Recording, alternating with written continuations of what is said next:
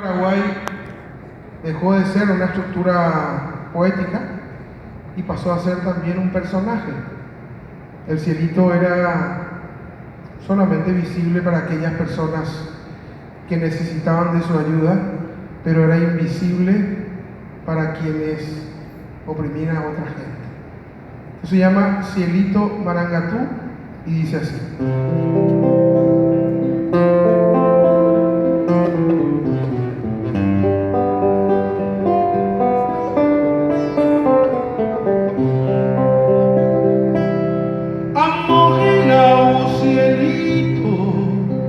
Yapuri ogwero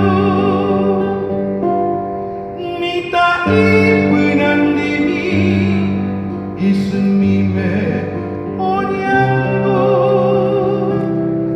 ismi asikatuba aretema ihu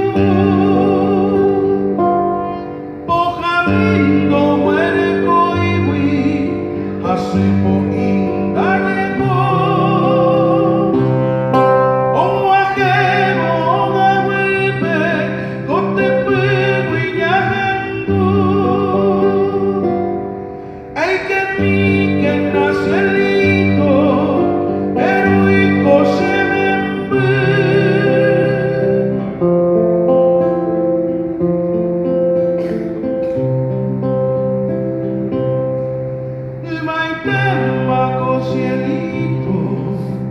cereza o seré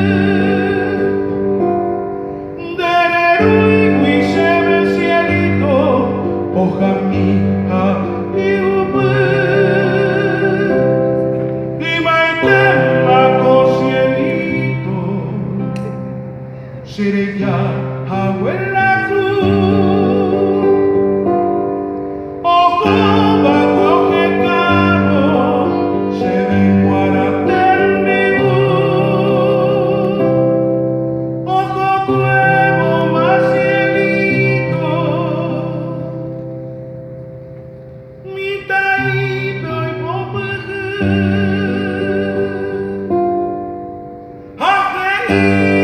superantito, tu cuera que nandes.